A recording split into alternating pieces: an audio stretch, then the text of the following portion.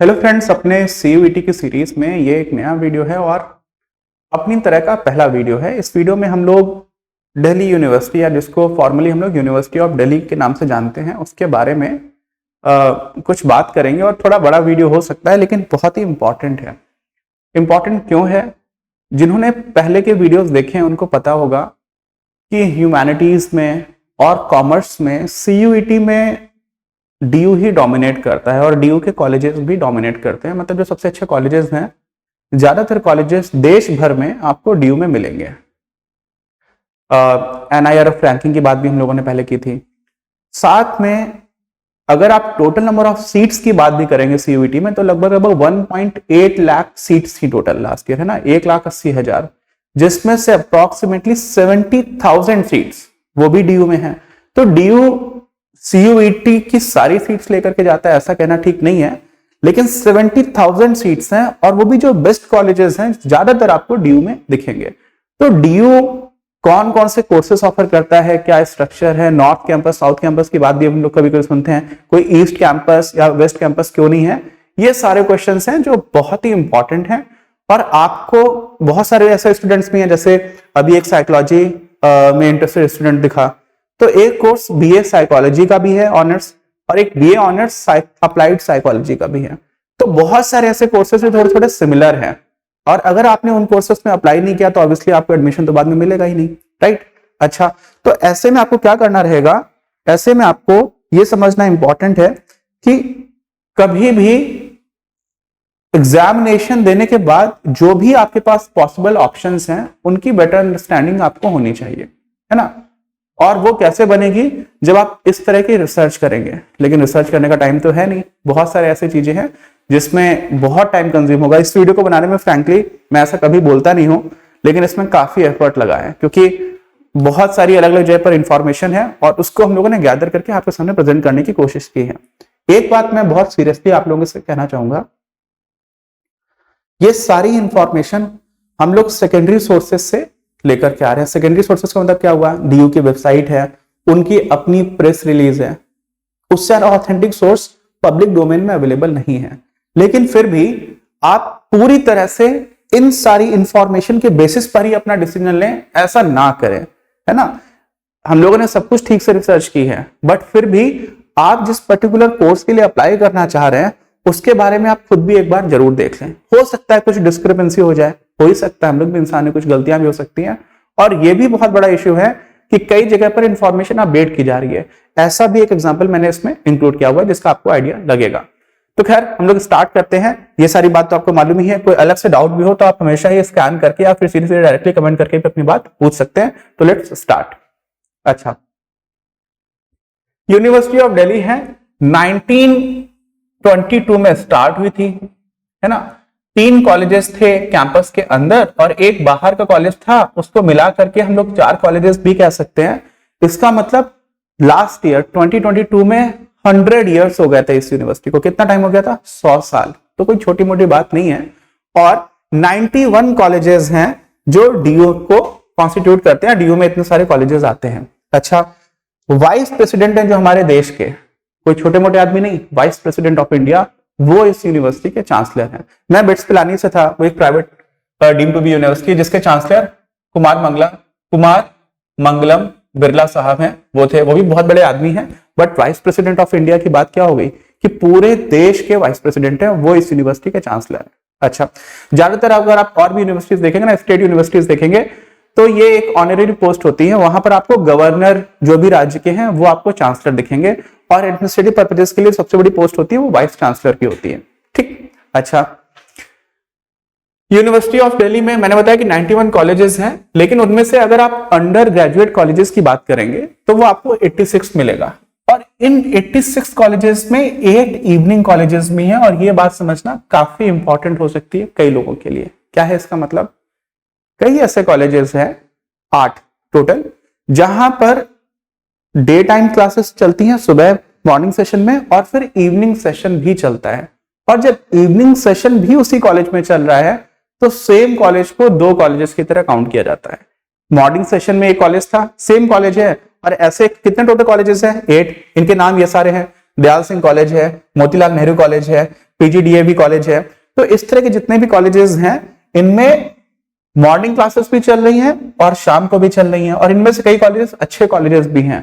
तो नॉर्मली जो evening session की क्लासेस चलती हैं तो उसको इवनिंग कॉलेज अलग कंसीडर किया जाता है और उसकी जो मेरिट लिस्ट है रिलेटिवली थोड़ा नीचे जाती है। तो आप सेम कॉलेज में, आप समझ रहे ना, सेम कॉलेज में सिर्फ टाइमिंग चेंज करके थोड़ी अगर आपकी रैंक खराब भी होगी तो भी आपको एडमिशन मिल सकता है, इस बात को समझिएगा। अच्छा, तो टोटल 86 में ही ये इंक्लूडेड था। बाकी 17 कॉलेजेस ऐसे हैं जिनको हम इंस्टीट्यूट या सेंटर्स ऑफ रिसर्च कहते हैं। तो कुछ लोग जो मैथ्स जिनके दिमाग में नंबर घूमते रहते हैं वो लोग सोचेंगे कि सर 86 में अगर आप 17 को ऐड कर दोगे तो ये तो 91 से ज्यादा हो जाएगा। तो मैं बोलूंगा 86 में पहले तो आप इस 8 को माइनस भी कर सकते हो, और यहाँ पर थोड़ा सा ओवरलैपिंग हो रही है।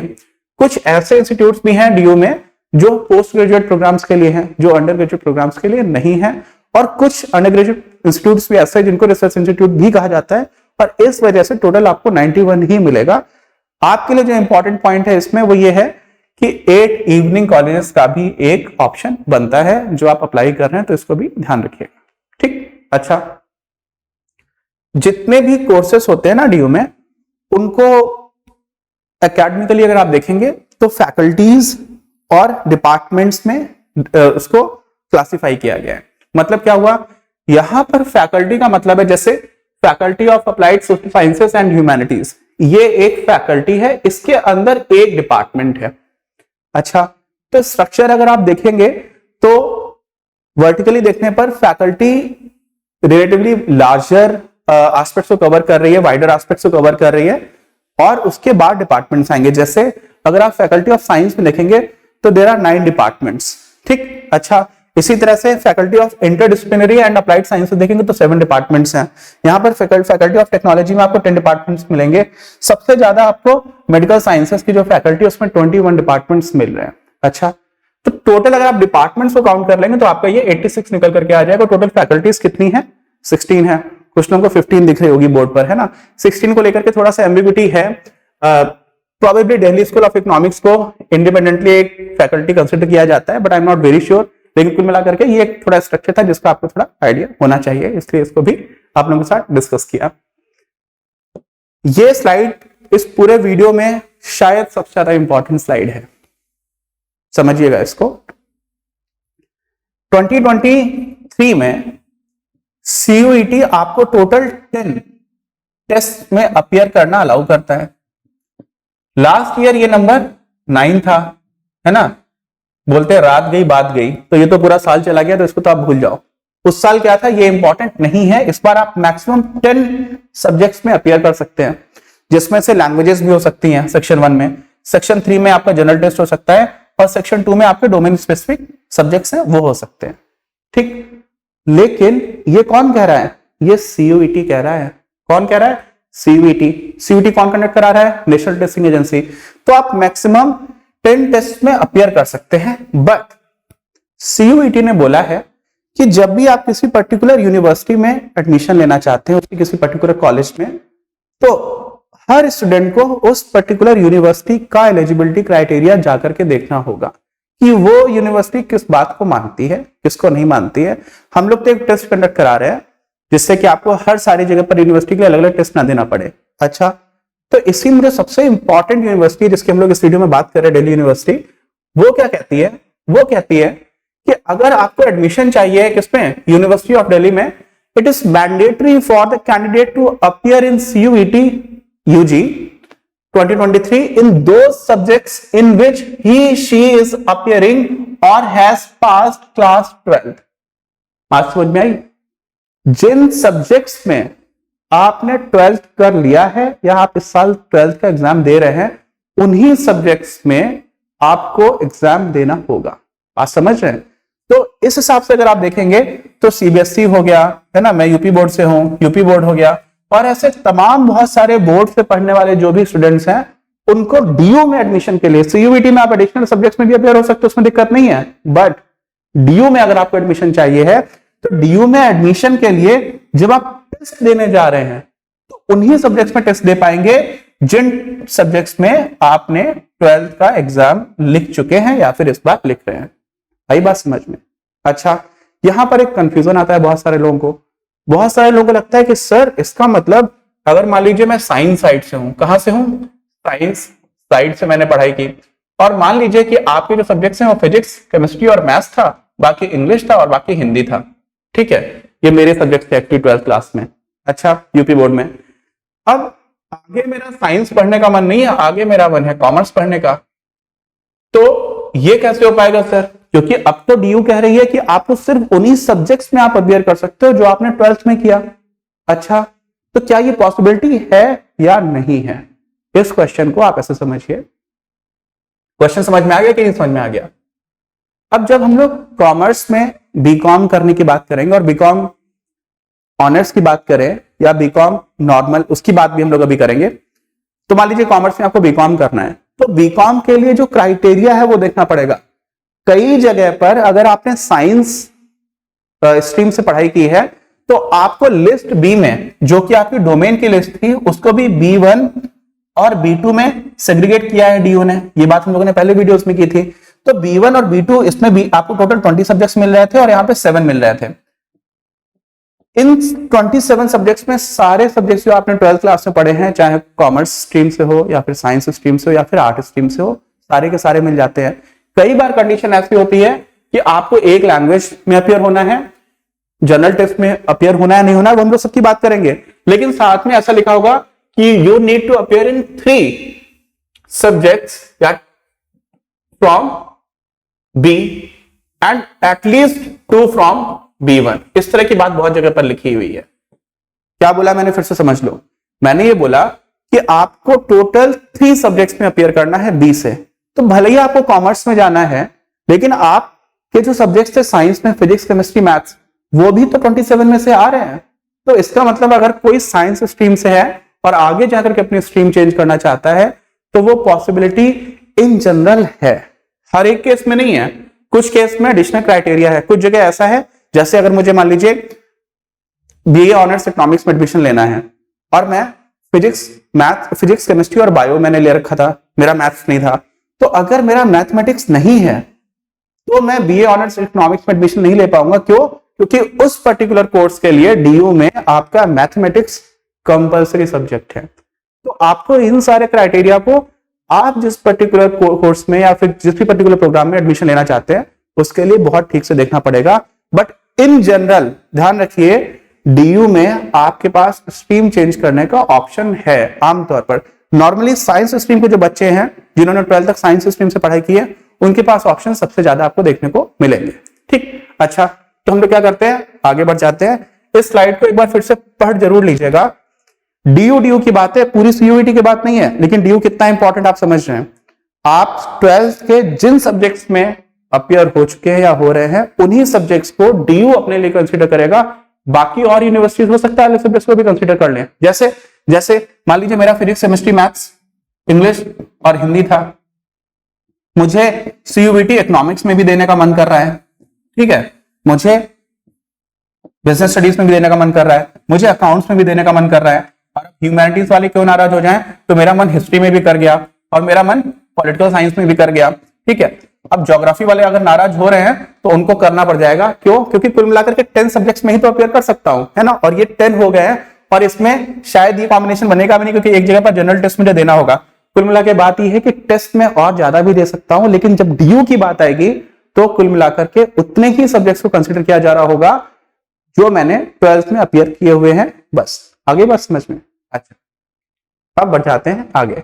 इसके अराउंड बहुत सारे कंफ्यूजन रहा है, बहुत सारे लोगों को प्रॉब्लम रही है, इसलिए इसको मेंशन करना बहुत ही ज्यादा इंपॉर्टेंट था। अच्छा, थोड़ा बहुत आइडिया भी ले लो क्या है डीयू, कहां पर है ना।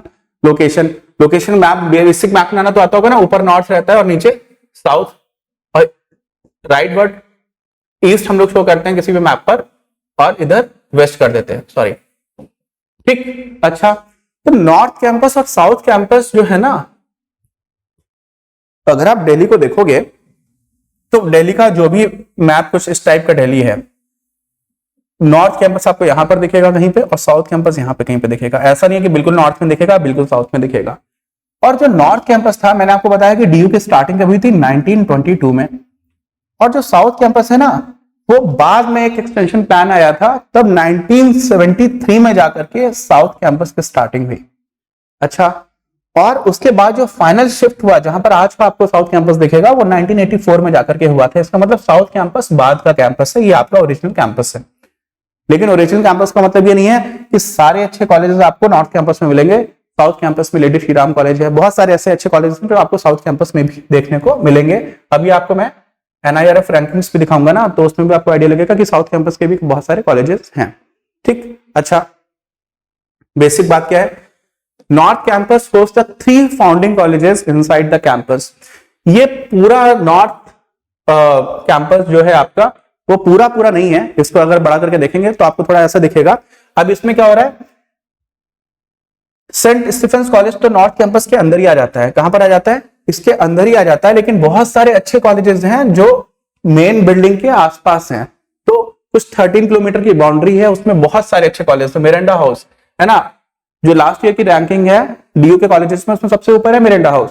शायद पूरे देश में फर्स्ट रैंक है इसकी कॉलेजेस की अगर हम बात करेंगे तो, है ना। Shriram college of commerce consider one of the best colleges. अभी थोड़े दिन पहले गूगल के जो हमारे CEO हैं, हमारे CEO का मतलब इंडियन ओरिजिन के हैं, IIT खड़गपुर से पढ़े हुए थे, सुंदर पिचाई नाम है, बहुत सारे लोगों को नौकरी से उनको निकालना पड़ा थोड़े दिन पहले।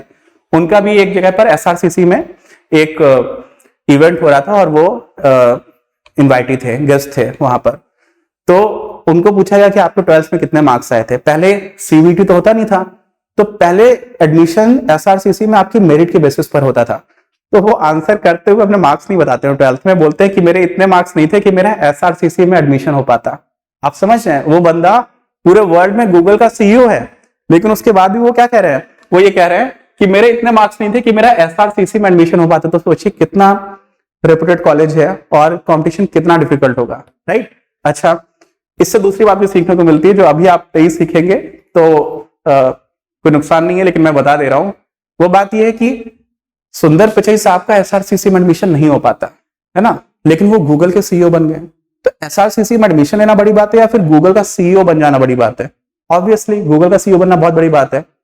तो कई बार लाइफ में अगर आप कुछ काम नहीं हो पा रहे, इसका मतलब ये नहीं है कि आप उससे बड़ा काम नहीं कर सकते। आप कुछ ऐसा भी कर सकते हैं जो यहां पर आपको कंसिडरेशन में है ही नहीं। आई बात समझ में? नहीं आई तो भी टेंशन मतलब आगे बढ़ जाते, क्योंकि वीडियो बहुत ही ज्यादा बड़ा होने वाला है। दौलत राम कॉलेज है, रामजस कॉलेज, ये सारे बहुत अच्छे कॉलेजेस हैं। सेंट स्टीफेंस कॉलेज है, शशि थरूर आप कुछ लोग जानते होंगे, हमारे पॉलिटिशियन एक है, इंग्लैंड में जाकर के इंग्लैंड वालों की ही हिस्ट्री क्लास लेकर के आ जाते हैं, तो वो सेंट स्टीफेंस कॉलेज से थे। ये सारे बहुत ही अच्छे कॉलेजेस हैं। ठीक, अच्छा, फिर थोड़ी सी बात हम लोग साउथ कैंपस की भी कर लेते हैं। मैंने बताया था 1973 में इसको ओपन किया गया था और 1984 में यहाँ पे जाकर के लोग शिफ्ट हो गए थे। कुछ 69 एकर्स में बना हुआ है ना। मेरा कॉलेज जो बिट्स पिलानी है वो 373 एकर्स में था, तो आई एम हैप्पी, राइट। यानी कि साउथ कैंपस से ज्यादा बड़ा मेरा कॉलेज था। एनीवेज, वो आपके लिए इंपॉर्टेंट नहीं है। 13 कॉलेजेस ऐसे हैं जो इसके आसपास आपको दिख जाएंगे। जो साउथ कैंपस है ना, धौला कुआं की नाम सुना होगा बहुत सारे लोगों ने आप में से। आपका जो एयरपोर्ट है दिल्ली में, उसके पास ही पड़ता है धौला कुआं। एयरपोर्ट से थोड़ा सा नॉर्थ में पड़ता है, उसके आसपास आपको साउथ कैंपस दिख जाएगा। ठीक, अच्छा, the campus host various faculties and centres. यहां पर भी फैकल्टीज और सेंटर्स और रिसर्च जो है वो भी यहां पर आपको देखने को मिलेंगे।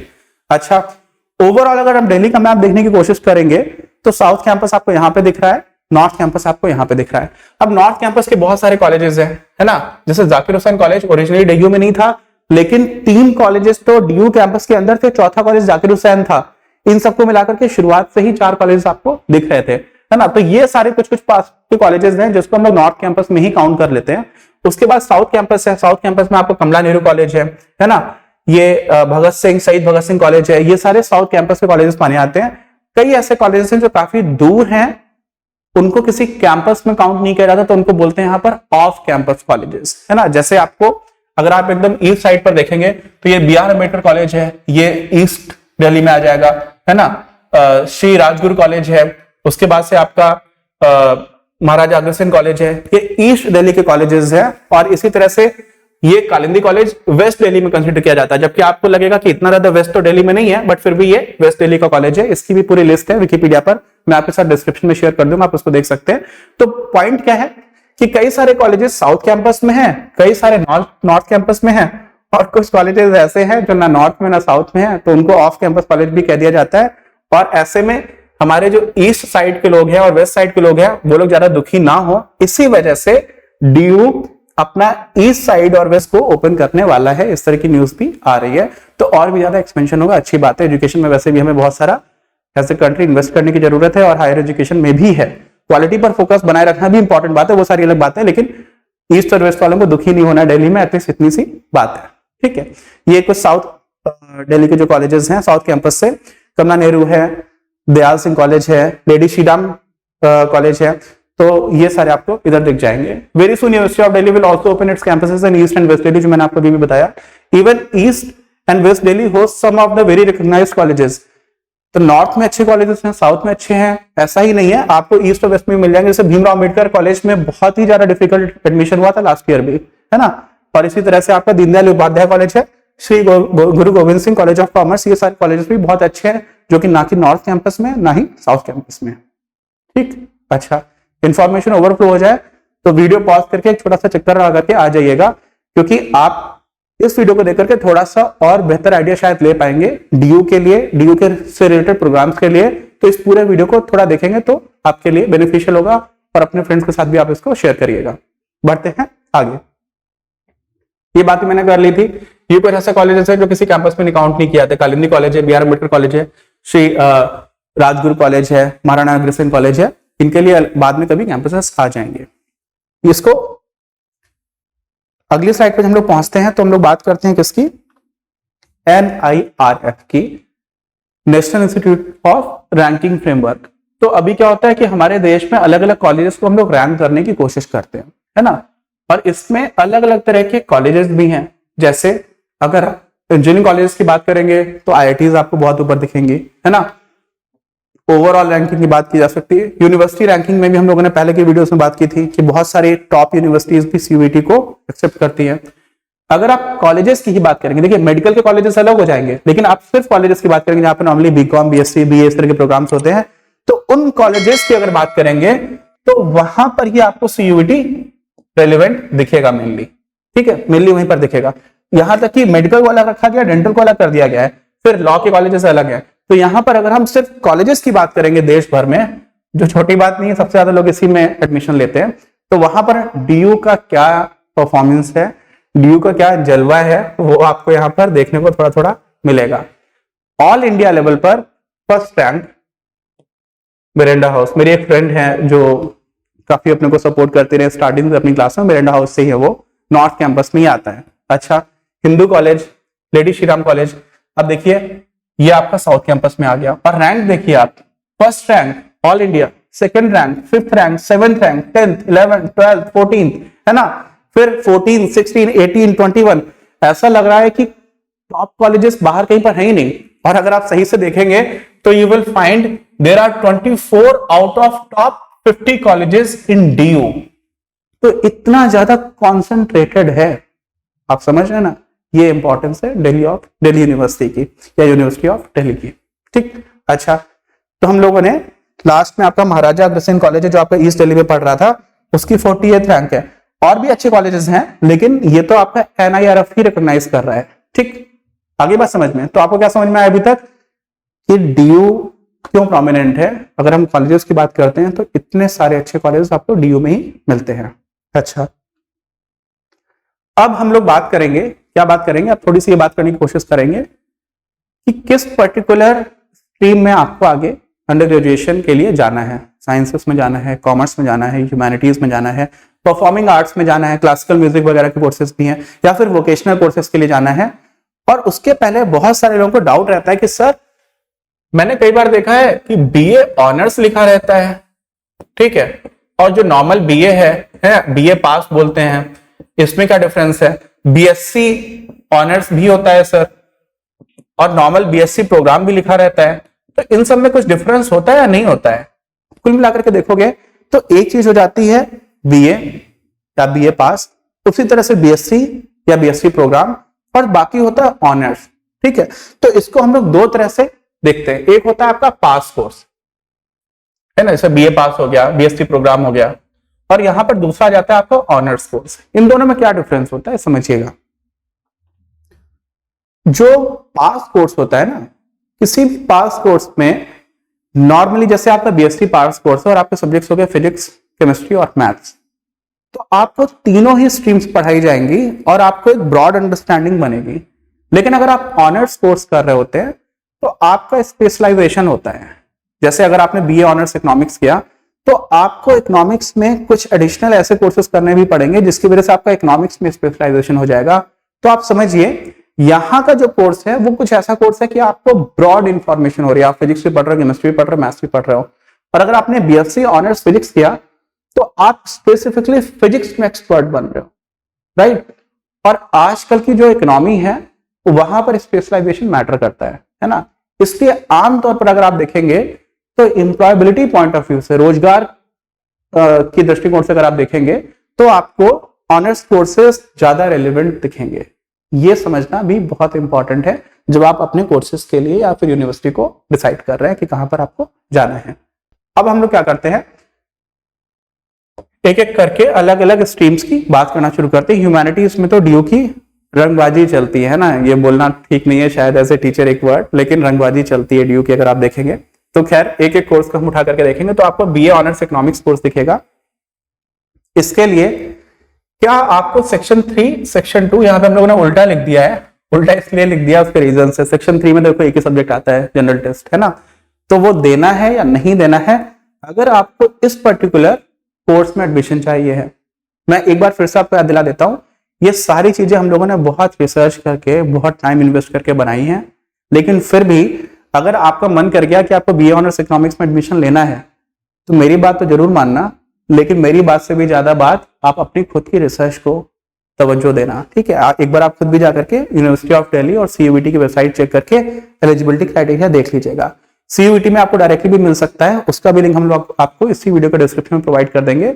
लेकिन मेरा पॉइंट सिर्फ इतना है कि पूरी तरह से भरोसा इस केस में मत करना। जब मैं इकोनॉमिक्स पढ़ा रहा हूं तो कर लेना, है ना, फिजिक्स की बात करूंगा तो कर लेना। यहां पर कंफ्यूजन है क्योंकि अपडेट्स आते जा रहे हैं, आ जाते हैं वापस। अगर आपको बीए ऑनर्स इकोनॉमिक्स करना है तो कोई भी जनरल टेस्ट देने की जरूरत नहीं है। अगर आपको बीए ऑनर्स हिंदी करना है तो भी जनरल टेस्ट देने की जरूरत नहीं है। बीए ऑनर्स इंग्लिश करना है तो भी जनरल टेस्ट देने की जरूरत नहीं है। बीए ऑनर्स अप्लाइड साइकोलॉजी करना है तो भी जनरल टेस्ट देने की जरूरत नहीं है। बीए ऑनर्स साइकोलॉजी करना है तो भी जनरल टेस्ट देने की जरूरत नहीं है। ये मैंने क्यों बोला बताऊं? आपको इतना देख करके लगेगा कि अरे भाई तो जनरल टेस्ट देने का तो फायदा ही नहीं है। और मैं स्टूडेंट्स को इन जनरल एडवाइस करता हूं कि आपको जनरल टेस्ट देना चाहिए। क्यों ऐसा बोलता हूं? अभी तो आपने 5-6 कोर्सेज देखे हैं भाई, ये 5 कोर्सेस हैं और एक यूनिवर्सिटी की बात हो रही है। बहुत सारी ऐसी यूनिवर्सिटीज हैं और डीयू के ही बहुत सारे ऐसे कोर्सेस हैं जहां पर जनरल टेस्ट रिक्वायर्ड है, इनमें नहीं है। इसका मतलब पूरी कहानी खत्म थोड़ी ना हो गई। तो जनरल टेस्ट आप इन जनरल देंगे तो आपको बेनिफिट होगा। मान लीजिए आपने जनरल टेस्ट दिया तो इसका मतलब थोड़ी ना है कि आप बीए ऑनर्स इकोनॉमिक्स में एडमिशन नहीं दे पाएंगे। कंपल्सन नहीं है, आपने जनरल टेस्ट दिया होगा तो आप उन जगह पर भी अप्लाई कर पा रहे होंगे जहां पर जनरल टेस्ट रिक्वायर्ड है। और यहां पर रिक्वायर्ड नहीं है तो आपने एग्जाम दे दिया, आपके मार्क्स भी अच्छे आ गए, लेकिन आप यहां पर वो एप्लीकेबल नहीं है तो कोई बात नहीं, आपके ऑप्शंस भी बढ़े रहेंगे, आपके ऑप्शंस कम नहीं होंगे। आ रही है बात समझ में? अच्छा, इन सारे कोर्सेस में अगर आप देखेंगे, इकोनॉमिक्स की बात कर लीजिए, अप्लाइड साइकोलॉजी की बात कर लीजिए और साइकोलॉजी की बात कर लीजिए, तो आपको सेक्शन 1 में कोई भी लैंग्वेज चल रही है, कोई भी, Hindi, English, Gujarati, Marathi, French, German, section 1 में तो बहुत सारी लैंग्वेजेस थी। डीयू की जनरल एडवाइस है, फिर आप कॉलेज स्पेसिफिक भी आपको देखना पड़ जाएगा, लेकिन इन जनरल ऐसा ही है। अब अगर आपको बीए करना है और लैंग्वेज में ही करना है, हिंदी में, तो फिर भाई हिंदी में ही आपको एग्जाम देना चाहिए लैंग्वेज का, और यहाँ पे वो कंपल्सरी है। सेक्शन 1 में फिर आपको ऑप्शन नहीं रहेगा अगर आपको बीए ऑनर्स हिंदी करना है। इसी तरह से अगर इंग्लिश की बात करेंगे तो यहाँ पर इंग्लिश जो है वो कंपल्सरी हो जाएगा। आगे बात समझ में? अच्छा, जनरल टेस्ट की बात हो गई, लैंग्वेजेस की बात हो गई, अब सेक्शन 2 में आ जाते हैं।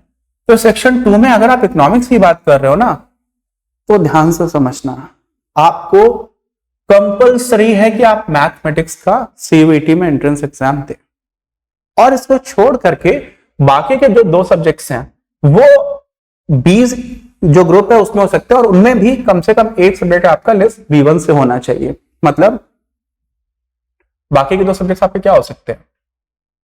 जैसे अगर मान लीजिए कोई आर्ट स्ट्रीम से बच्चा था तो उसने हिस्ट्री लिया, ज्योग्राफी लिया, लेकिन साथ में उसने मैथ्स भी 12th में लिया हुआ था, तो वो आपका बीए ऑनर्स इकोनॉमिक्स कर सकता है। बट अगर 12th में मैथ्स था ही नहीं तो डीयू के लिए एक कंडीशन है कि आप वही टेस्ट दो जिसमें आपने 12th किया हुआ है। तो उस हिसाब से जिनका 12th में मैथ्स नहीं है वो बीए ऑनर्स इकोनॉमिक्स में एडमिशन नहीं ले पाएंगे। बाकी जगह पर आप देखोगे तो 3 subjects from list B, at least 2 subjects from B1, यही सब में लिखा हुआ है। तो यहां पर आपकी सारी स्ट्रीम्स कवर हो जाती हैं। अगर आपने साइंस स्ट्रीम्स हैं तो PCM हो सकता है या PCB हो सकता है, बायो। कुछ लोग बहुत ही ज्यादा अच्छे होते हैं, अच्छी की बात नहीं है, चारों सब्जेक्ट्स ले लेते हैं, फिजिक्स, केमिस्ट्री, मैथ्स, बायो, ऐसा भी हो जाता है। तो साइंस स्ट्रीम हो गया। आर्ट्स स्ट्रीम्स ह्यूमैनिटीज में आप हैं तो आप history, geography, political science, sociology कुछ भी लेकर के आप जा सकते हैं। कॉमर्स में भी कुछ भी लेकर के जा सकते हैं। यहां पर ऐसा कोई कंपल्शन नहीं है, बट एक में है। इस स्लाइड को मैंने थोड़ा लंबा डिस्कस किया है ना, इतना आगे इतने सारे कोर्सेस की डिस्कशन खत्म ही नहीं हो पाएगा, 3 घंटे से बड़ी मूवी हो जाएगी और कोई आप में से बोर होकर के सब लोग भाग जाओगे। लेकिन ये मैंने डिस्कस क्यों किया, इससे आपको 2-3 चीजें समझ में आएंगी। सबसे पहली बात, BA ऑनर्स इकोनॉमिक्स में मैथ्स कंपलसरी है लेकिन बाकी जगह पर नहीं है। तो ये इतना देखने के बाद से कि आपको ऐसा लग सकता है कि आगे के सारे जितने भी कोर्सेस उनका मैं प्रेडिक्शन कर सकता हूं कि कहां पर क्या रिक्वायरमेंट होगा। कोई प्रेडिक्शन नहीं कर पाएगा। प्रेडिक्शन कहां पर हो पाएगा, कहीं पर प्रेडिक्शन नहीं है। आपको जाकर के देखना पड़ेगा कि आपके कोर्स में क्या एलिजिबिलिटी क्राइटेरिया है। अरे बात समझ में, बहुत सारे डिफरेंसेस हैं छोटे छोटे, तो इस बात को ध्यान रखिएगा। अब हम लोग BA कोर्सेस जो आगे हैं उस पर बात करते हैं। अगर आप BA ऑनर्स ज्योग्राफी की बात करेंगे, हिस्ट्री की करेंगे, BA honours humanities and social sciences की या फिलोसफी की, तो यहां पर भी जनरल टेस्ट रिक्वायर्ड नहीं है। लैंग्वेज भी कोई भी चल जा रही है और कोई भी 3 सब्जेक्ट चल जा रहे हैं। बस इतना है कि कम से कम 2 B1 से हों। आपको याद होगा जिन्होंने पुराने वीडियोस देखे हैं, B1 क्या था।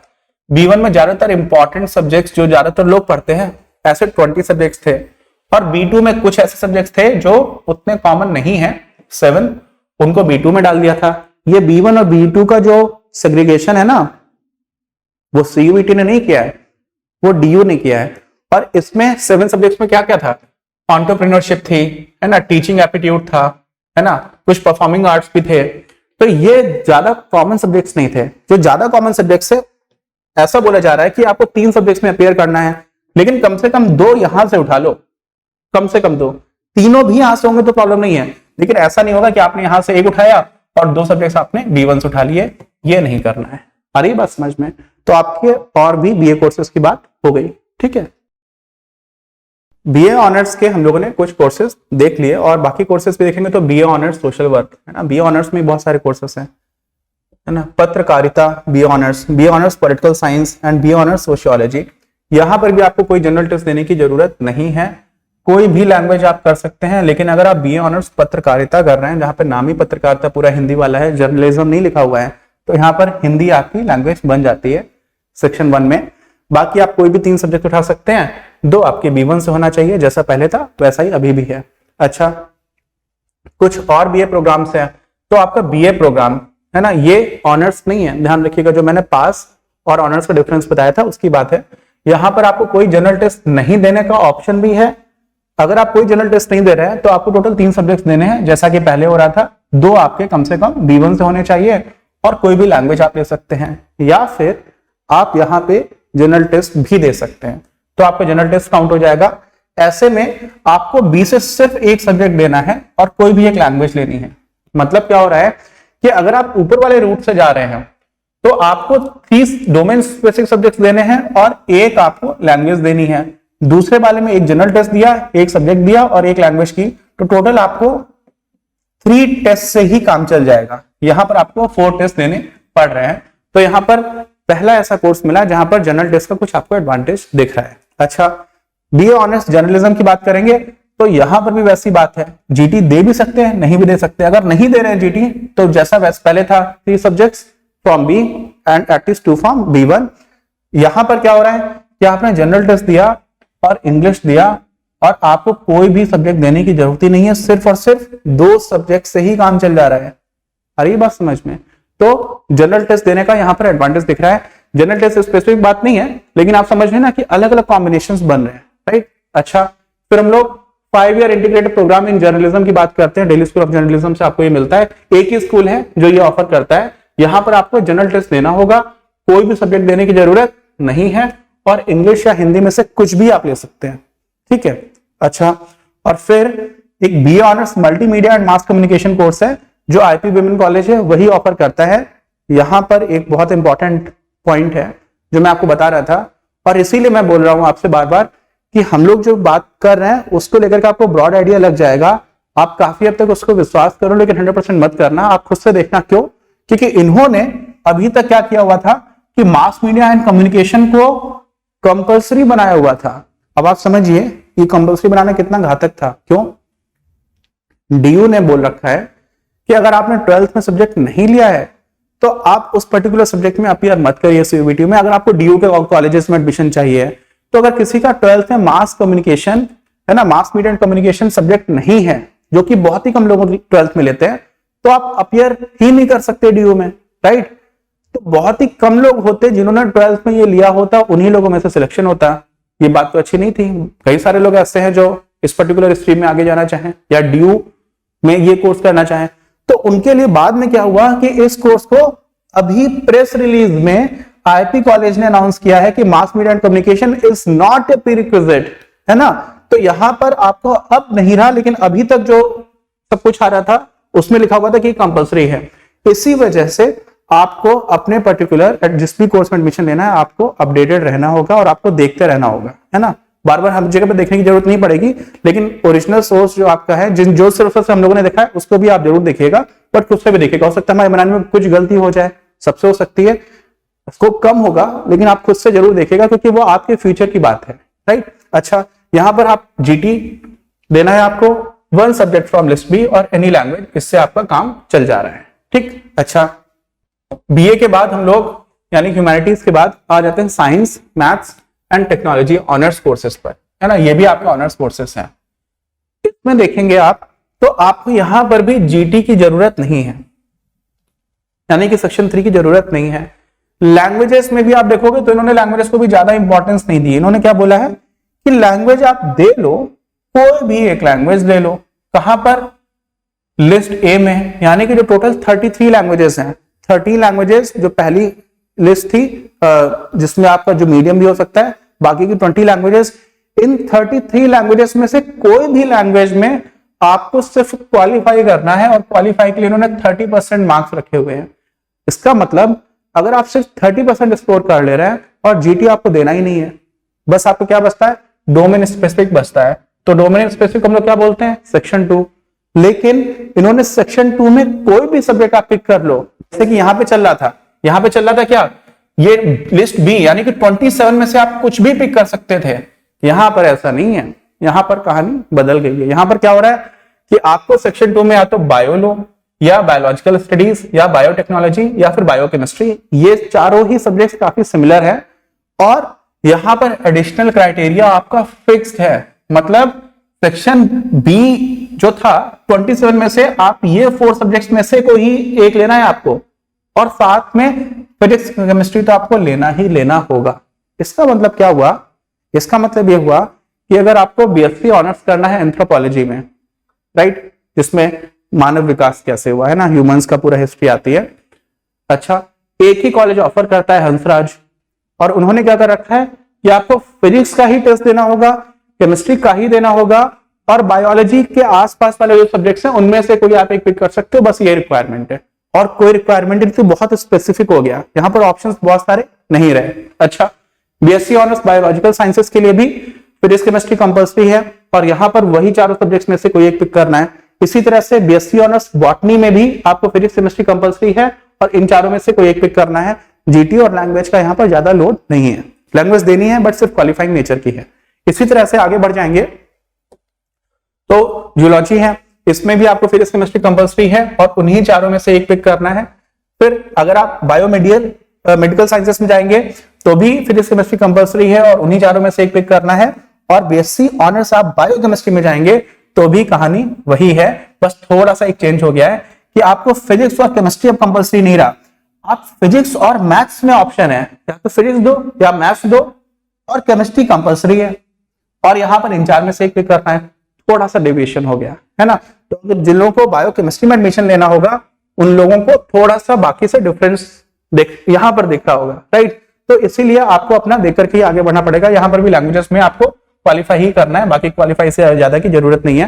क्वालिफाइंग का मतलब क्या होता है कि आपके 30% से ज्यादा मार्क्स आ गए, बस मार्क्स का आपकी जो मेरिट लिस्ट बन रही होगी काउंसलिंग के टाइम पर उस पर कोई भी फर्क नहीं पड़ेगा, ठीक है। आगे बात समझ में। अच्छा, आगे बढ़ते हैं। तो अभी आप बीएससी ऑनर्स केमिस्ट्री की अगर हम बात करेंगे तो यहाँ पर देखिए फिजिक्स, केमिस्ट्री और मैथ्स ये कंपल्सरी कर दिया है, आपको जीटी देने की जरूरत नहीं है। सेक्शन बी में 27 सब्जेक्ट्स में से 3 आपको फिक्स कर दिए हैं, बाकी कुछ और जरूरत नहीं है। और यहाँ पर लैंग्वेज यहाँ पर भी क्वालिफाइंग है, तो यहाँ पर पूरा कंपल्सरी हो गया। यानी कि देखो यहाँ पर क्या हो रहा था, फिजिक्स केमिस्ट्री इधर भी कंपल्सरी था, लेकिन 4 में से आपके पास चॉइस तो थी एक लेने की, जो काफी क्लोज है वैसे। बट इस वाले केस में क्या हुआ है कि 3 के तीनों आपको बता दिए कि यही आपको देना होगा, राइट। अच्छा, बीएससी ऑनर्स फिजिक्स में अगर आप अटेम्प्ट करना चाहोगे तो भी यहाँ पे कंपल्सरी है फिजिक्स, केमिस्ट्री, मैथ्स। और बीएससी ऑनर्स अगर आप पॉलीमर साइंस में करना चाहते हो तो फिजिक्स, केमिस्ट्री, मैथ्स कंपल्सरी है, वही सारी बात है।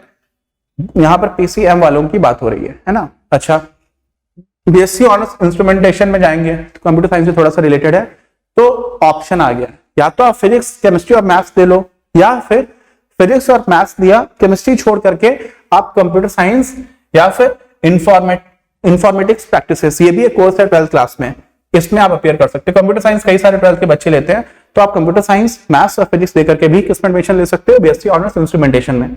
अच्छा, और लैंग्वेजेस की बात क्या है, वही है कि यहाँ पर भी क्वालिफाइंग है, 30% की बात है सिर्फ, जीटी इधर भी नहीं है। डीयू के अभी तक जो हमने ऑनर्स कोर्सेज देखे वहां पर जीटी ज्यादा इंपॉर्टेंट ज्यादातर जगह पर नहीं दिख रहा है, कुछ ही जगह पर दिखा है, लेकिन कुछ जगह पर दिखेगा। और डीयू को छोड़ करके भी बहुत सारी यूनिवर्सिटीज हैं, right. Total number of seats में जो लास्ट ईयर थी उसमें से 1.1 लाख सीट्स तो बाकी कॉलेजेस में थी, वहां पर जीटी आपको बहुत ज्यादा हेल्पफुल दिखेगा, और यहाँ पर भी कुछ जगह पर जीटी बेनिफिशियल है, राइट। अच्छा, अभी क्या हो गया, बीएससी ऑनर्स इन्वायरमेंटल साइंस की बात कर रहे हैं, तो या तो फिजिक्स और केमिस्ट्री आपको कंपल्सरी हो गया, तीसरा आपका बायो साइड का कोर्स, ठीक है। इन्वायरमेंट, इकोलॉजी, बहुत सारे लोग यूपीएससी की जो तैयारी करते हैं ना उनको पढ़ना पड़ता है। अच्छा, तो बायो से काफी क्लोज रहता है, या फिर आप फिजिक्स, केमिस्ट्री, मैथ्स में भी सीधे तीनों सब्जेक्ट्स लेकर के अपेयर कर सकते हैं, तो ये साइंस साइड के लोगों के लिए हो गया। अच्छा, अब एक बात देखिए,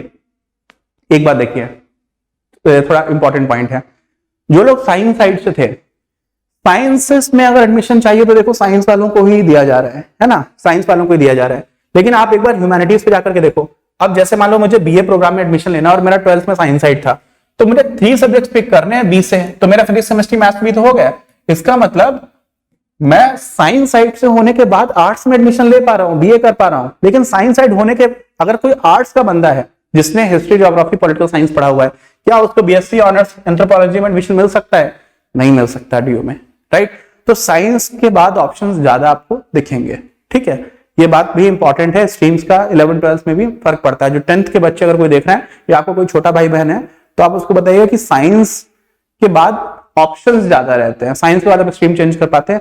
आर्ट्स अगर आपने पहले से ले लिया तो आपको थोड़ी बाद में डिफिकल्टी हो जाती है, 11th 12th के लेवल पर बात कर रहा हूँ, ठीक। अच्छा, हम लोग आगे बढ़ते हैं। तो बीएससी ऑनर्स जियोलॉजी की अगर बात करेंगे तो पीसीएम ले लिया, या फिर फिजिक्स, केमिस्ट्री ले लिया, और फिर इनमें से कोई एक सब्जेक्ट ले सकते हैं। देखिए अभी हम लोग जियोलॉजी की बात कर रहे हैं ना, जियोलॉजी में समझते हैं आप क्या पढ़ते हैं, रॉक्स होती है ना, मिट्टी होती है, अलग अलग तरह की रॉक्स होती है, उन सब के बारे में पढ़ाई की जाती है। एक बहुत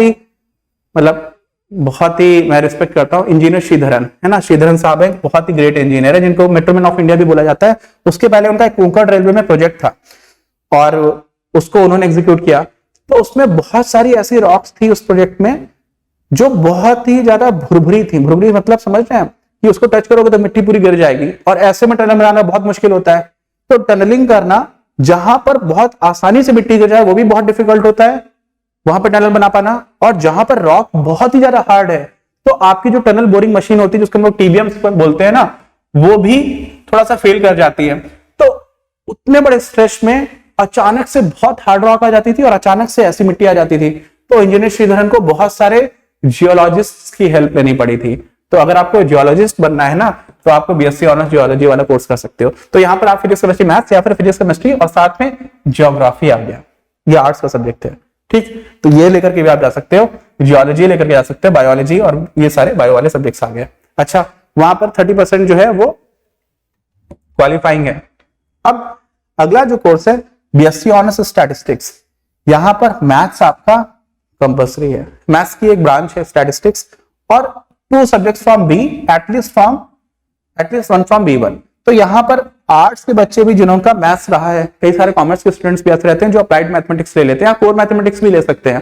तो अप्लाइड मैथमेटिक्स भी सीयूईटी में मैथ्स के अंदर ही आता है। आपका कुछ क्वेश्चन कॉमन रहता है, आगे का एग्जाम आपको सेक्शन बता दिया जाता है। अगर आप कॉमर्स में अप्लाइड मैथमेटिक्स वाला अटेम्प्ट कर सकते हैं, अदरवाइज कोर्स मैथ्स का भी अटेम्प्ट कर सकते हैं। तो मैथ्स ही बोला जाता है उसको, इसको भी लेकर के आप आगे बढ़ सकते हैं। इसका मतलब जिन लोगों का मैथ्स के साथ आर्ट्स है, जिन लोगों का मैथ्स के साथ ह्यूमैनिटीज है ना, या कॉमर्स है, वो दोनों ही लोग बीएससी स्टैटिस्टिक्स में जा सकते हैं, लेकिन मैथ्स होना चाहिए, है ना। क्यों? क्योंकि बाकी आपको 2 सब्जेक्ट्स में चॉइस है। आ रही बात समझ में? और यहां पर कोई भी लैंग्वेज ले सकते हैं और ये लैंग्वेज काउंट हो रही होगी, क्योंकि यहां पर क्वालिफाइंग नहीं है। ऊपर लैंग्वेज की वैल्यू कम है। क्यों? लैंग्वेज में आप कितने अच्छे मार्क्स ला रहे हो ये मैटर नहीं कर रहा है, बस क्वालिफाई करना था। बट यहां पर लैंग्वेज कोई भी ले सकते हो, लेकिन उसके मार्क्स हो सकता है कि मेरिट लिस्ट में काउंट किए जाए। आ रहा है डिफरेंस इन दोनों का समझ में? तो ऐसे बहुत सारे सटल डिफरेंसेस छोटे छोटे। ठीक, अच्छा, फिर हम लोग बीएससी ऑनर्स होम साइंस पे चले जाते हैं। यहां पर बायो और बायो से रिलेटेड जो सब्जेक्ट्स है वो उनमें से कोई एक ले लिया आपने इनमें से, और फिर दूसरा आपका फिजिक्स, तो ये कंपल्सरी है। और फिर आप कोई भी एक सब्जेक्ट लिस्ट बी से उठा सकते हो। यहां पर 30% स्कोर लाने, यानी कि क्वालिफाइंग है लैंग्वेज। या फिर होम साइंस के लिए बात कर रहा हूं, ये जो सब्जेक्ट थे इनमें से कोई एक ले लिया और फिजिक्स की जगह आपने केमिस्ट्री कर दिया, और बाकी वही बात है, 1 सब्जेक्ट फ्रॉम लिस्ट बी, और बाकी आपकी लैंग्वेज वही चल रही है। फिर बीएससी ऑनर्स आप माइक्रोबायोलॉजी में करेंगे तो ये तो बायो से रिलेटेड हो गया, फिजिक्स प्लस केमिस्ट्री है, और अगला जो आपको लिस्ट बी से उठाना है वो इनमें से कोई एक होना चाहिए। ठीक, okay. BSc honours food technology, ये भी थोड़ा बायो से रिलेटेड आएगा। तो यहाँ पर आपको देखो सेक्शन बी में बायो से रिलेटेड जो सब्जेक्ट्स है वही मिल जा रहे हैं, उनमें से कोई एक पिक करना है। यहाँ पर फिजिक्स और केमिस्ट्री करना है, और लैंग्वेज यहाँ पर भी कंपल्सरी नहीं है। अब देखिए साइंस के ही लोगों के लिए सब ऑप्शंस हैं, क्योंकि हम लोग साइंस ऑनर्स की बात कर रहे हैं, बाकी लोग इधर नहीं आ सकते, इस वाले कोर्स में भी नहीं आ पाएंगे। क्यों? क्योंकि आपको फिजिक्स भी चाहिए, केमिस्ट्री भी चाहिए। अब जो बच्चा ह्यूमैनिटीज का उसने फिजिक्स केमिस्ट्री दोनों तो किया नहीं है, राइट। अच्छा, या तो एक तो ये ऑप्शन हो गया। दूसरा, इसी कोर्स में एडमिशन के लिए ये रूट भी है। इसमें क्या है, फिजिक्स केमिस्ट्री मैथ्स हो गया, और आपका लैंग्वेज में सिर्फ क्वालिफाइंग बायो लेने की जरूरत नहीं है। बीएससी ऑनर्स माइक्रोबायोलॉजी में फिजिक्स केमिस्ट्री आपका कंपल्सरी है, और यहाँ पर बायो या बायो जैसे जो सब्जेक्ट्स उनमें से कोई एक उठा करके आप आगे बढ़ सकते हैं। मैं कोई बोल रहा हूं ना आज इस तरह से, इतनी सारी इंफॉर्मेशन इसको कैसे बताऊं यार, नहीं तो बहुत बड़ा वीडियो हो जाएगा, है ना। तो इतने सारे कोर्सेस हैं, इसलिए मुझे भागना पड़ेगा। लेकिन आपके लिए जो इंपॉर्टेंट है आपको मिल गया, यहाँ पे पिक किया, फिर आप खुद जाकर के उसको एक बार सर्च करके देख लीजिएगा। तो मुझे भागना ही पड़ेगा, थोड़ा सा इस तरह का ही ये वीडियो बनेगा, अदरवाइज बहुत ही लंबा हो जाएगा। अब बीएससी ऑनर्स कंप्यूटर साइंस, ये बहुत ही ज्यादा डिमांडिंग है। डिमांडिंग क्यों है, ध्यान से समझिए। कंप्यूटर साइंस में आपके पास जो स्किल सेट आता है ना, वो बहुत ज्यादा डिमांड में है अभी इकोनॉमी में। ठीक है, अगर आपने ठीक से इस कोर्स को किया, और ये यूनिवर्सल है। यूनिवर्सल का मतलब आपको यूएसए में भी, अमेरिका में भी जॉब मिल सकता है, आपको यूरोप में भी जॉब मिल सकता है। ठीक है, आपको मिडिल ईस्ट में जाना है, वहां पर भी जॉब मिल सकता है। साउथ ईस्ट एशिया में जाना है, वहां पर भी जा सकते हो। ठीक, कहीं पर भी देश, पूरे अर्थ में कहीं भी जाना चाहोगे तो आप कहीं भी जाकर के इस स्किल सेट से जॉब लगा सकते हो काफी आसानी से। डिमांड क्योंकि बहुत ज्यादा है, तो ये बहुत ज्यादा डिमांड में है, और इसमें काफी कट ऑफ ऊपर जाता है। तो ये अच्छा कोर्स है, अभी डिमांड में चल रहा है। इसलिए जो लोग तुरंत ही अंडर ग्रेजुएशन के बाद जॉब सीख करना चाह रहे हैं उनके लिए बहुत अच्छा कोर्स है। इसमें मैथ्स आपका कंपल्सरी है, और 2 subjects from B, at least 1 subject from B one. जिन्होंने मैथ्स ले रखा है, बाकी चाहे साइंस है, कॉमर्स है, कहीं से भी है, वो लोग भी कंप्यूटर साइंस में आगे जा सकते हैं। और कोई भी आप एक लैंग्वेज ले लीजिए। बीएससी ऑनर्स इलेक्ट्रॉनिक साइंसेस है ना, तो इसमें फिजिक्स केमिस्ट्री मैथ्स हो गया एक ऑप्शन। दूसरा क्या है कि फिजिक्स और मैथ्स कंपलसरी है, बाकी आप कंप्यूटर साइंस या इंफॉर्मेटिक्स प्रैक्टिस में भी कुछ एक लेकर के आगे बढ़ सकते हो। लैंग्वेज का यहाँ पर क्या सीन है, कंपलसरी है कोई एक लैंग्वेज, लेकिन सिर्फ वो ये क्वालिफाइंग है, राइट। अच्छा, फिर बीएससी ऑनर्स मैथमेटिक्स की बात करेंगे, ये प्योरली मैथ्स की बात होगी। तो देखो मैथ्स तो चाहिए होगा, सीधी सी बात है। And 2 subjects from B, at least 1 subject from B one, यानी कि ह्यूमैनिटीज और कॉमर्स के लोग भी बीएससी ऑनर्स मैथमेटिक्स कर सकते हैं, प्रोवाइडेड कि उनका 12th में मैथ्स रहा हो।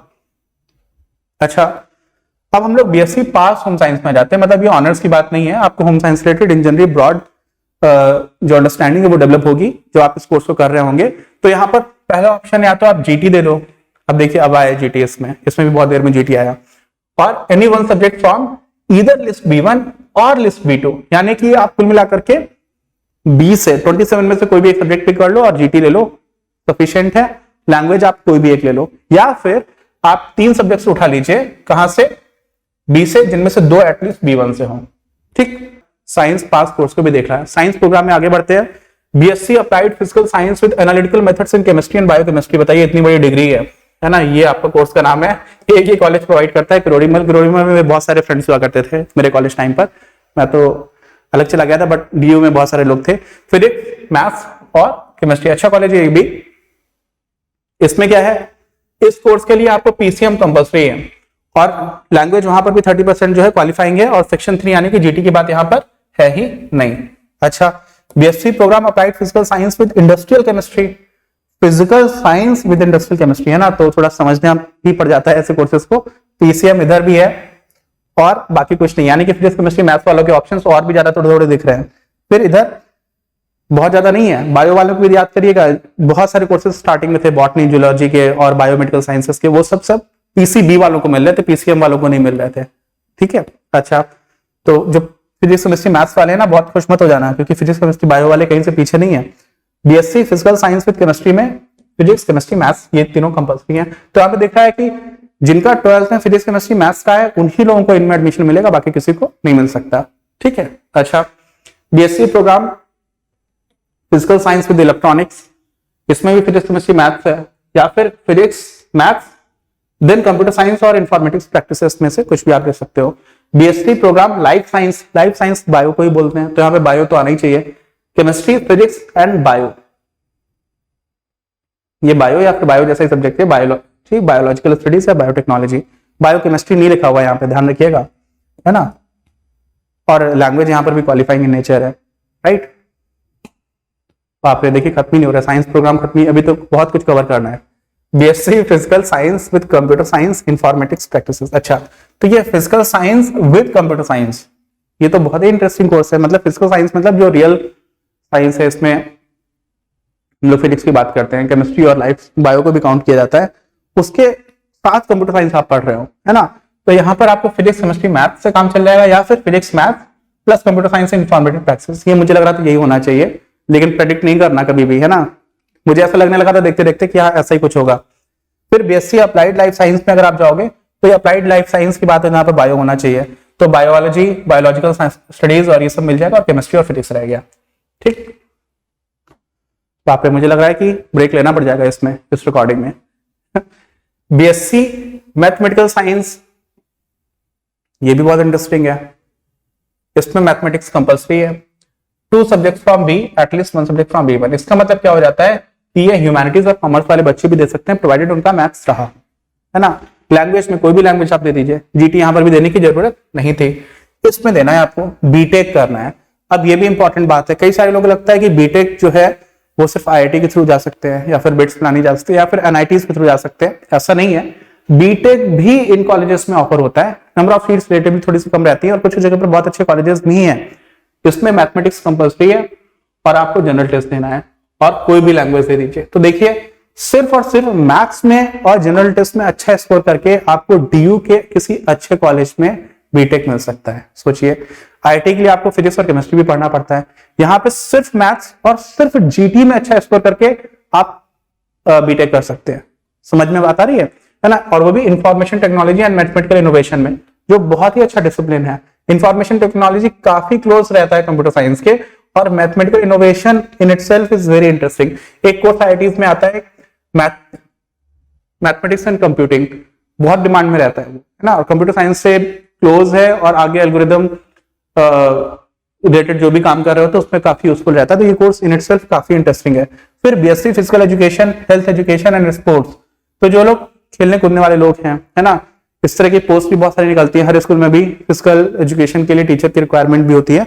तो इन कोर्सेस में क्या है, फिजिकल एजुकेशन आपको अपीयर करना है, या फिर जरूरी नहीं है जिनका फिजिकल एजुकेशन 12 तक नहीं भी रहा, वो कोई भी 3 सब्जेक्ट लेकर के आ सकते हैं। इसका मतलब यहां पर देखो कंपटीशन बढ़ गया। क्यों बढ़ गया? ह्यूमैनिटीज के लोग भी आ सकते हैं, कॉमर्स के भी आ सकते हैं, साइंस के भी आ सकते हैं। ठीक, और पहला जो रूट था, जिनका फिजिकल एजुकेशन है वो फिजिकल एजुकेशन दे लो आप, बाकी कोई भी 2 सब्जेक्ट उठा लो। तो ये जो पूरी बात है ना, ये रिडंडेंट हो गई। क्यों? क्योंकि अल्टीमेटली इस कैटेगरी में ये भी फिट हो जा रहा है, सारे लोग आ सकते हैं। और यहां पर एक बात इंपॉर्टेंट है, जब आप फिजिकल एजुकेशन के लिए जा रहे हो तो फिजिकल एजुकेशन काम ऐसा है जो लिखने पढ़ने वाला पूरी तरह से तो नहीं है। वहां पर आपकी फिजिकल स्ट्रेंथ या फिर आपके जो भी सर्टिफिकेट्स है, पास्ट परफॉर्मेंस कैसी रही है, वो सब मैटर करेगा। तो ऐसे में 50% वेटेज किसको मिलती है? परफॉर्मेंस को, जिस भी आप स्पोर्ट्स पे जाना चाहते हैं, और 50% वेटेज ही आपके सीयूईटी मार्क्स को मिलेगी। ठीक, अब हम लोग डीयू के कॉमर्स और मैनेजमेंट कोर्सेज की बात भी कर लेते हैं, है ना। तो बीकॉम ऑनर्स बहुत ज्यादा फेमस कोर्स है और बहुत सारे अच्छे कॉलेजेस भी हैं यहाँ पर। इसमें आपको क्या करना है, देखिए मैथ्स कंपलसरी है या फिर अकाउंटेंसी कंपलसरी है ना। तो मैथ्स कंपलसरी जो साइंस स्ट्रीम के लोग हैं, नॉर्मली मैथ्स जिनके पास है, पीसीएम बैकग्राउंड के लोग हैं, उनका भी यहाँ पर कोई प्रॉब्लम नहीं है। और अकाउंटेंसी जो कॉमर्स साइड से है उनको हो गया। फिर 2 subjects from B, at least 1 subject from B1। इसका मतलब क्या हो रहा है कि बाकी कुछ भी आप ले सकते हो, कुछ भी मतलब बहुत सारी पॉसिबिलिटीज यहाँ पर आ गई, क्योंकि 27 में से या तो मैथ्स था या अकाउंटेंसी, ये कंपलसरी है। और कोई भी लैंग्वेज आप पिक कर सकते हो, यहाँ पर भी जनरल टेस्ट की बात नहीं है। अच्छा, बीकॉम ऑनर्स नहीं है, जो बीकॉम जिसको हम लोग रेगुलर बोल सकते हैं, बीकॉम पास टाइप का या बीकॉम प्रोग्राम हो गया, उसमें भी कोई जनरल टेस्ट नहीं है। और ऐसे वाले केस में 2 subjects from B, at least 1 subject from, subjects नहीं होगा यहाँ पर, B1। अच्छा, अगर आप जीटी लेकर के जा रहे हो तो फिर आपको एक ही सब्जेक्ट लेना है बी से, कोई भी आप ले सकते हो, ठीक है। तो यहां पर क्या हो जा रहा है कि किसी भी बैकग्राउंड का कोई भी बंदा है वो बीकॉम कर सकता है लगभग, है ना। जीटी एरिया तो बहुत आसान हो गया, लैंग्वेज आप कोई भी पिक कर सकते हो, वो ऊपर भी था। लेकिन अगर आपको बीकॉम ऑनर्स करना है तो फिर आपको मैथ्स या फिर अकाउंटेंसी चाहिए ही चाहिए है, ठीक है। अच्छा, बैचलर ऑफ मैनेजमेंट स्टडीज, ये भी काफी इंपॉर्टेंट कोर्स रहा है। ये थोड़ा सा देखिए इस तरह का कोर्स है, जब जो लोग एमबीए करते हैं बाद में आईएम्स वगैरह जाते हैं, बहुत सारे कोर्सेस आपको कॉमन मिल जाएंगे बीएमएस में, और इस वजह से ये भी काफी डिमांड में था। इसके लिए भी मैथमेटिक्स कंपलसरी है और जनरल टेस्ट देना है और कोई भी लैंग्वेज दे सकते हो। अब इसका जो एडमिशन क्राइटेरिया है ना, अगर आप जो लोग आईएम की प्रिपरेशन करते हैं ना, कैट एग्जाम लेते हैं, उसमें भी एप्टीट्यूड आता है। हालांकि उसका एप्टीट्यूड इस लेवल से काफी बेटर होता है, लेकिन फिर भी जनरल टेस्ट का क्लोज हो गया है और साथ में मैथमेटिक्स हो गई। तो ये क्राइटेरिया काफी सिमिलर है। कैट में इंग्लिश काफी वेटेज ले जाती है और एप्टीट्यूड आता है। यहां पर क्या हो रहा है, लगभग उस तरह का प्रोग्राम है और काफी अच्छा प्रोग्राम है, तो इसको भी आप ध्यान से थोड़ा सा देखिएगा। फिर बैचलर ऑफ बिजनेस एडमिनिस्ट्रेशन है, बीबीए जिसको हम लोग बोलते हैं, ये आपका फाइनेंशियल इन्वेस्टमेंट एनालिसिस, इसमें अलग अलग तरह की स्ट्रीम्स होती हैं। तो अगर आप एफआईए की बात करेंगे, जिसको फाइनेंशियल इन्वेस्टमेंट एनालिसिस बोलेंगे, तो यहाँ पर मैथ्स कंपलसरी है, जीटी आपने दिया और कोई भी लैंग्वेज दे सकते हो। अब आप देख रहे हैं यहाँ पर जीटी की इंपॉर्टेंस बढ़ रही है, जीटी कंपलसरी हो गया यहाँ पे इन सब्जेक्ट्स में। अच्छा, फिर बीए ऑनर्स अगर आपको बिजनेस इकोनॉमिक्स में करना है तो भी यहाँ पे जीटी कंपलसरी है, मैथ्स कंपलसरी है और आप कोई भी लैंग्वेज ले सकते हैं, ठीक। अच्छा, फिर वोकेशनल प्रोग्राम्स में आ जाते हैं। वोकेशनल प्रोग्राम्स कैसे प्रोग्राम्स होते हैं जो नॉर्मली एम्प्लॉयमेंट के एंगल से रखे जाते हैं, काफी इंपॉर्टेंट है। अगर आपका बैकग्राउंड ऐसा है या आप किसी ऐसे इंसान को जानते हैं जिसको 12th के बाद थोड़ी पढ़ाई करके ही जॉब चाहिए है, तो उस एंगल से ये प्रोग्राम काफी ज्यादा अच्छा होता है, सिग्निफिकेंट प्रोग्राम रहता है। इसमें बहुत बड़ी पोस्ट पर आप नहीं जाते हो और आपको जॉब बहुत जल्दी मिल जाता है और फिर आपकी स्टैटिक ग्रोथ हो सकती है। और कई सारी इंडस्ट्रीज आजकल ऐसी हैं जहां पर आपका skill over a period of time experience के साथ अच्छा होता रहता है, तो आप काफी अच्छा करियर प्रोग्रेशन भी कर सकते हो। इसमें क्या क्या है, वोकेशनल है आपका बैंकिंग ऑपरेशंस में, हेल्थ केयर मैनेजमेंट में, प्रिंटिंग टेक्नोलॉजी में, रिटेल मैनेजमेंट एंड आईटी, है ना। और एक बीए कॉमन ही है सबका, तो उसको बोलते हैं बीए वोकेशनल स्टडीज का। इसमें देखिए आपका जीटी यहाँ पर कंपलसरी है, इन सब में जीटी कंपलसरी नहीं था, कोई एडिशनल क्राइटेरिया नहीं है, जीटी भी कंपलसरी नहीं है। कोई भी 3 सब्जेक्ट्स आप लेकर के, ये लगभग सबके लिए ओपन है। तो वोकेशनल कोर्सेस में कोई भी लगभग जा सकता है और कोई भी लैंग्वेज यहाँ पर आप पिक कर सकते हो सिर्फ। और अगर आपको वोकेशनल स्टडीज में बीए करना है तो फिर जीटी कंपलसरी है, ठीक। और एक सब्जेक्ट आपको बी से ले लेना है। ये देखो, ये जो 3 सब्जेक्ट में बी लिखा रहता है ना, ये सारी पॉसिबिलिटीज लेकर के आ जाता है। 2 आपको B1 से उठाना है, बस इतनी सी बात है। तो कॉमर्स, साइंस और आर्ट्स जो मेन 3 स्ट्रीम से वहां से मिल जाता है, प्लस टेक स्ट्रीम जिसमें पॉलिटेक्निक और आईटीआई भी आ जाते हैं ना, वहां से भी लोग इस पर जा सकते हैं, ठीक है। अच्छा, वोकेशनल प्रोग्राम्स में ही सॉफ्टवेयर डेवलपमेंट का एक वोकेशनल प्रोग्राम है, ये भी काफी रेलेवेंट है। इसमें एम्प्लॉयबिलिटी काफी अच्छी खासी है अभी, अगर आपने ठीक से किया। और फिर वेब डिजाइनिंग का है, इन दोनों में ही मैथ्स कंपलसरी है। कंप्यूटर साइंस चीजों में मैथ्स काफी ज्यादा हेल्पफुल रहती है, तो मैथ्स कंपलसरी हो गया यहाँ पर। और साथ में इसमें तो आपका जीटी भी कंपलसरी है ना। और कोई भी लैंग्वेज आप ले सकते हो, या फिर अगर आपको सॉफ्टवेयर डेवलपमेंट के लिए जाना था तो मैथमेटिक्स के साथ में 2 subjects from B, 1 subject from B1 और कोई भी आपने लैंग्वेज ले ली, तो यहाँ पर आपके वोकेशनल प्रोग्राम्स भी कवर हो जाते हैं। इसके बाद undergraduate programs in education, कई लोगों ने बीएड सुना होगा, लेकिन जब एलिमेंट्री एजुकेशन के लिए आता है तो BEI है ना, ये प्रोग्राम आपका है जिसमें 50% मार्क्स आपके क्लास 12th में होने चाहिए थे। 12th में अगर आपके 50% से कम मार्क्स आए हैं तो आप इसमें अपेयर नहीं कर सकते। ये क्राइटेरिया अलग से है इसमें, है ना। बाकी जगह पर ये क्राइटेरिया कहीं पर नहीं लिखा हुआ था कि 12% आपने उससे पास किया हो, लेकिन यहाँ पर क्या है, यहाँ पर आपके 50% से कम मार्क्स नहीं होने चाहिए, जो बहुत बड़ी बात नहीं है। बहुत सारे सबके लगभग आ जाते हैं आजकल के जमाने में, पहले डिफिकल्ट हुआ करता था। पंडित दीनदयाल उपाध्याय मालूम है आपको? पंडित दीनदयाल उपाध्याय का नाम सुना है कभी? एक तरह से आप बोल सकते हैं जो आज की बीजेपी है उसके फाउंडर्स में से आप काउंट कर सकते हो। भारतीय जनसंघ हुआ करता था। मेरा 9th से 12th का जो स्कूल था ना, पंडित दीनदयाल उपाध्याय जी के नाम पर ही था। राजस्थान के रहने वाले थे वो। फर्स्ट डिवीजन आई थी उनकी, क्या आई थी? First division. लेकिन उस टाइम पर फर्स्ट डिवीजन लाना ही मुश्किल होता था और उनके पूरा स्टेट में फर्स्ट पोजीशन आई थी। 10th में भी और 12th में भी फर्स्ट पोजीशन लाए थे, और दोनों ही बार उनकी फर्स्ट डिवीजन ही आई थी। बहुत ज्यादा मार्क्स तब नहीं मिला करते थे, तो वो जमाना हुआ करता था। और उनको गोल्ड मेडल दिया था जीडी बिरला साहब ने, और जीडी बिरला साहब ने ही बिट्स पिलानी बनाया, और बाद में मैं बिट्स पिलानी गया पढ़ने के लिए। पहले मैं जिस स्कूल में पढ़ता था उसका नाम था पंडित दीनदयाल उपाध्याय के नाम से, है ना। तो वो कनेक्शन उनका था, और मैं इन दोनों ही इंस्टीट्यूट में मैं भी पढ़ने के लिए गया था। बैचलर ऑफ एलिमेंट्री एजुकेशन के लिए 50% मार्क्स आपको चाहिए, यही पॉइंट था। कि अब तो आ जाते हैं, पहले डिफिकल्ट थी ये बात। 3 सब्जेक्ट कुछ भी आप ले सकते हो, सारी स्ट्रीम्स लगभग ओपन हो गई और कोई भी यहाँ पर लैंग्वेज काम कर जाएगी। ठीक, अच्छा, फिर हम लोग आ जाते हैं फाइन आर्ट्स एंड म्यूजिक में। हमारे एक टीम मेंबर है रुचिर द्विवेदी, बिट्स पिलानी में मेरे साथ में थे, मेरे बैचमेट रहे हैं। फिर बाद में इंपीरियल कॉलेज ऑफ लंदन गए, अप्लाइड मैथमेटिक्स में उन्होंने काम किया। अपनी क्लास में पेडागोजी वाली साइड भी देखते हैं, लेकिन डिजाइनिंग में उनका इंटरेस्ट है, और वो ही इज एन आर्टिस्ट, है ना। तो बहुत से लोगों का इंटरेस्ट बाद में समझ में आता है, और अगर कुछ लोगों का इस लाइन में इंटरेस्ट है तो उनके लिए कोर्सेस क्या क्या हो सकते हैं? हिंदुस्तानी म्यूजिक है, वोकल है, इंस्ट्रूमेंटल है, आप कुछ प्ले करते हैं, सितार, सरोद, गिटार, वायलिन, संतूर, है ना। ये बहुत सारे आप देखेंगे हमारे क्लासिकल म्यूजिशियंस हैं, बहुत सारे फेमस लोग हैं। तो अगर आपको वैसा कुछ फेमस बनना है और आपको म्यूजिक में इंटरेस्ट है तो भी आप डीयू में जा सकते हैं। इनको क्या है, एडिशनल क्राइटेरिया में परफॉर्मिंग आर्ट्स में। परफॉर्मिंग आर्ट्स में नॉर्मली क्या होता है कि आपको परफॉर्मेंस देनी होती है, और इसके कुछ जजेस होते हैं, और उसको वेटेज बहुत ज्यादा मिलती है। तो 50% के आसपास वेटेज रहती है, और 50% आपको जो सीयूईटी का स्कोर है वो रहता है। तो कंबाइंड सीयूईटी स्कोर को 50% weightage and performance based test score, इन दोनों को मिलाकर के आपका सिलेक्शन होता है। ठीक है, तो परफॉर्मिंग आर्ट्स में आपका परफॉर्मेंस बेस्ड टेस्ट बहुत मैटर कर जाता है, क्योंकि 50% तो वही हो गया। बाकी 2 सब्जेक्ट्स आप कोई भी 20 से उठा सकते हैं, जिसमें से एक कम से कम B1 होना चाहिए, और कोई भी लैंग्वेज हो सकती है। या फिर अगर मान लीजिए आपकी परफॉर्मिंग आर्ट्स नहीं है, आप कुछ as a subject performing arts लेकर के नहीं बैठे हुए थे, टेस्ट तो आपको देना ही पड़ेगा, लेकिन आपको सब्जेक्ट में अपेयर नहीं करना है। कोई भी आपके 3 सब्जेक्ट्स टोटल आप 20 उठा सकते हैं, जिसमें से कम 2 B1 से होने चाहिए, तो भी आपको आगे एडमिशन यहां पर मिल सकता है। ठीक है, फिर बी ऑनर्स है हिंदुस्तानी म्यूजिक में। परकशन समझते हैं, तबला जिसमें वाइब्रेशंस होते हैं, कुछ होता है जैसे वीणा है उसमें तार रहते हैं, लेकिन होता है कुछ वाइब्रेशन तो सब जगह होता है तभी साउंड आएगा। लेकिन जैसे ढोलक है, जैसे तबला है ना, कोई ऐसे इस तरह की चीज पर जब आप बजाते हैं तो उसको परकशन इंस्ट्रूमेंट बोलते हैं। तो तबला हो गया, है ना। ये क्या है? पखवाज, मुझे मालूम ही नहीं पखवाज क्या होता है, सॉरी, बट मुझे मालूम होना चाहिए था, बट नहीं मालूम है। तो यहाँ पर performing arts as a subject आप दे सकते हो, कोई भी बाकी 2 सब्जेक्ट जिसमें से कम B1 से। ये B1 वाली कहानी पूरी की पूरी D1 ने बना रखी है ना।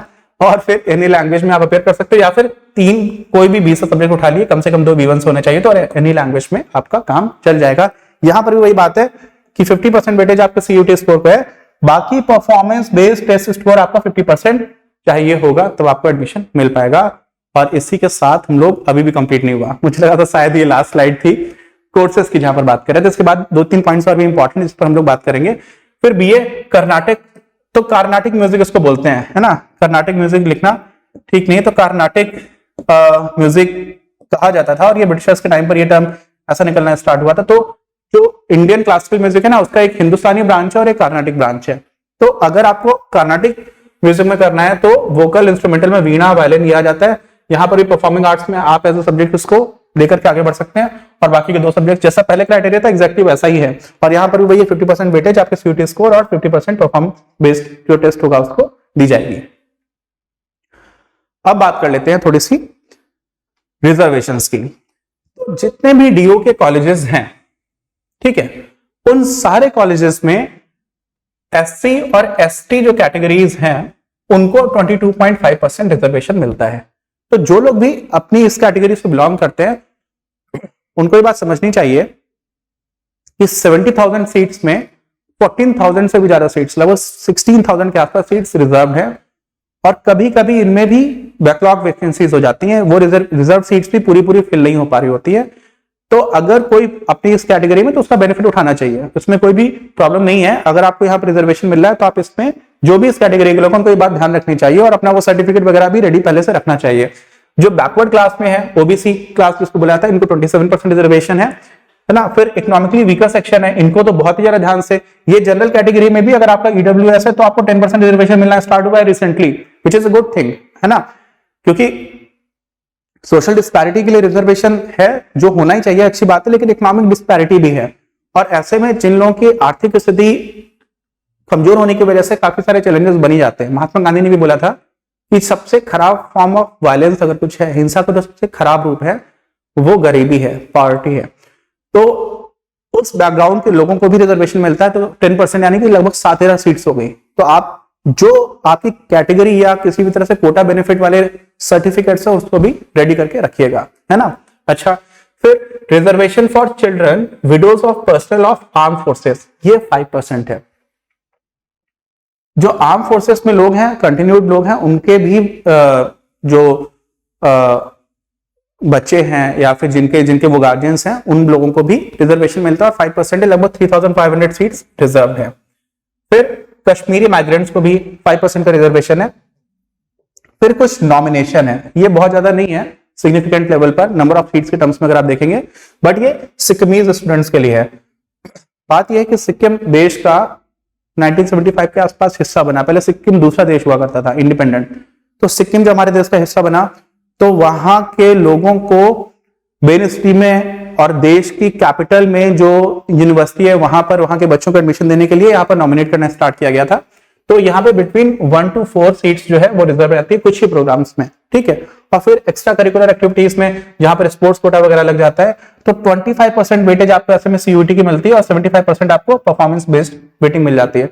आप जानते हो कि एक इंडिया जो पहला T20 वर्ल्ड कप जीता था, संत ने कैच ले लिया था, तो एक जोगिंदर शर्मा नाम के भी खिलाड़ी थे जो बॉलिंग कर रहे थे, उनको स्पोर्ट्स कोटा की वजह से जॉब मिला। बहुत सारे लोग ऐसे जो रणजी खेलते हैं, हॉकी में बहुत सारे प्लेयर्स हैं, तो उनको गवर्नमेंट जॉब मिल जाती है। यहाँ पे जॉब की बात नहीं है, लेकिन स्पोर्ट्स कोटा अगर आपने अपने एजुकेशन जब आपको मिल रही है कॉलेज टाइम पर ही अच्छा परफॉर्म किया है तो उसकी वेटेज आपको एडमिशन के टाइम पर मिल जाती है। एक मूवी आई थी फॉरेस्ट गंप, बहुत अच्छी मूवी है, कभी टाइम मिले तो देखिएगा। तो फॉरेस्ट गंप में भी जो फॉरेस्ट गंप होता है उसको स्पोर्ट्स कोटा की वजह से हायर एजुकेशन का ऑप्शन मिलता है, ठीक। अच्छा, इसको छोड़ करके जो रिजर्वेशन की बात थी, नॉर्मल इंस्टीट्यूट्स जितने भी हैं, नॉर्मल मतलब जो माइनॉरिटी इंस्टीट्यूट्स नहीं है, जैसे जामिया मिलिया इस्लामिया नाम की एक कॉलेज है, बहुत टॉप रैंक में रहता है। तो जामिया मिलिया इस्लामिया एक माइनॉरिटी इंस्टीट्यूशन है, वहां पर लगभग 30% मुस्लिम्स के लिए सीट्स रिजर्व है, 10% मुस्लिम वीमेन के लिए रिजर्व है ना, 10% ऐसे शेड्यूल्ड ट्राइब्स और बैकवर्ड क्लास जो मुस्लिम्स में है उनके लिए रिजर्व है। तो यहाँ पे लगभग आपको 50% रिजर्वेशन मुस्लिम्स के लिए मिल जाता है, क्योंकि ये एक माइनॉरिटी इंस्टीट्यूशन है। और ऐसा एक कोर्ट केस में ये बात मानी गई थी कि Jamia Millia Islamia is a minority institution. ऐसे ही कुछ क्रिश्चियन माइनॉरिटी कॉलेजेस भी हैं, जीसस एंड मेरी कॉलेज है, सेंट स्टीफेंस कॉलेज, ये शशि थरूर साहब का जो कॉलेज था।